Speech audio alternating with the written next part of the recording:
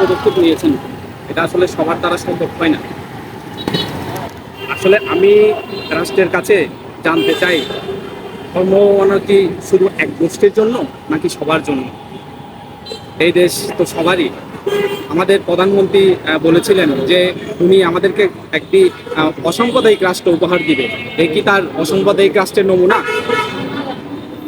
আমরা প্রধানমন্ত্রীর কাছে আকুল আবেদন জানাই, তিনি যেন এই যে গাইবান্ধার যে রাম মন্দির নিয়ে যে ধর্ম মানা হয়েছে, যে আমাদের ভগবান রামচন্দ্র দেবের উপর যে জুতা নিক্ষেপ করা হয়েছে, সেটা সুষ্ঠু তদন্ত করে সুষ্ঠু বিচার চাই আমরা, যাতে আমরা এই দেশের নাগরিক, এই দেশের ভূমি সন্তান হিসেবে আমরা এই দেশে থাকতে চাই, সুষ্ঠু বিচার চাই। ধন্যবাদ। বাংলাদেশ যাচ্ছে।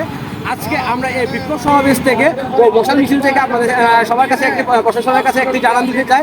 আমরা অনেক শত শত ফেক আইডি দিয়ে দেখতে পারি যে আমাদের হিন্দু ধর্মকে অবমাননা করা হয়, কিন্তু এবারে তো সম্পূর্ণ ভিডিও ফুটেজ থেকে শুরু করে সব কিছু রয়েছে আপনাদের কাছে।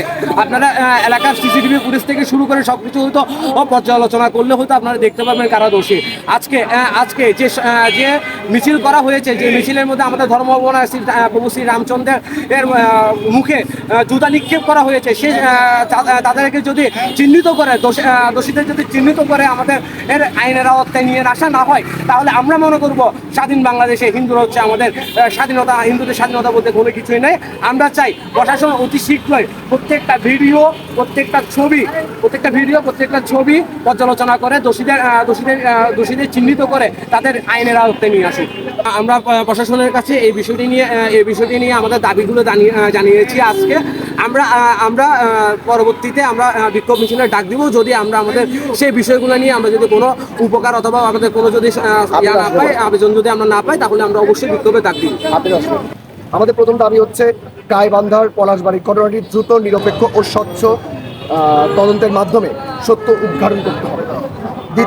দ্বিতীয় দাবি হচ্ছে আমাদের অভিযোগের সত্যতা প্রমাণিত হলে জড়িত ব্যক্তিদের বিরুদ্ধে প্রচলিত আইন অনুযায়ী দৃষ্টান্তমূলক ব্যবস্থা গ্রহণ করতে হবে।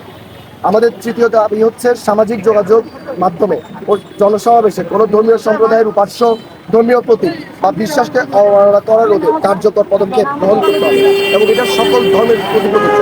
কেউ কারো ধর্ম বা কেউ কারো যেটা ধর্মীয় আবেগ সেটাকে অপমান করতে পারবে না। না একজন সনাতন একজন মুসলিমকে অপমান করতে পারবে, না একজন মুসলিম একজন সনাতনীকে অপমান করতে পারবে। আমাদের চতুর্থ দাবি হচ্ছে দেশের সংখ্যালঘু জনগোষ্ঠীর ধর্মীয় স্বাধীনতা, নিরাপত্তা ও মর্যাদা নিশ্চিত করতে প্রশাসনিক নজরদারি বৃদ্ধি করতে হবে।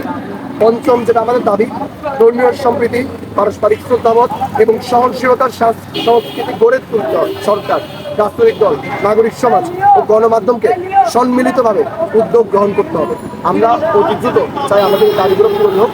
আমাদের এই দাবিটি সামগ্রিকভাবে জাতির স্বার্থে, আমরা কোনো একক স্বার্থে আমরা এই দাবিগুলো রাখছি না। আমাদের দাবিটা সবার স্বার্থে, আমরা সবাই চাই এই দেশে মিলেমিশে। আচ্ছা, এই যে বিক্ষোভ মশালে অন্যান্য সংগঠন কি উপস্থিত ছিল? বা আমি বলি আসলে ব্যাপারটা হচ্ছে আমাদের বিক্ষোভ মিছিল হয়েছে বা আমরা তো যতগুলো আয়োজন হয়েছে সবগুলো রামসেবকের মানে হয়েছে, এবং আমরা সবাইকে আমন্ত্রণ জানিয়েছি।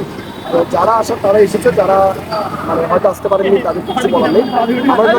আমরা যারা সনাতনী আছে, সাধারণ সনাতনী আছে, আমরা ইচ অ্যান্ড এভরি পার্সনই হচ্ছে ভগবান শ্রীরামের সেবক। তো যারা এখানে মানে আসছে তারা সবাই রামসেবক। এখানে অ্যাকচুয়ালি আমরা যদি এখন সাংগঠনিকভাবে বা আমি যদি অন্যভাবে যাই, জিনিসটা সংগঠনের পর্যায়ে পড়ে যাচ্ছে। এটা আমাদের গোটা সনাতনী জাতির স্বার্থের উপর আঘাত আসছে, আমাদের সনাতনীদের হৃদয় রক্তক্ষরণ হচ্ছে।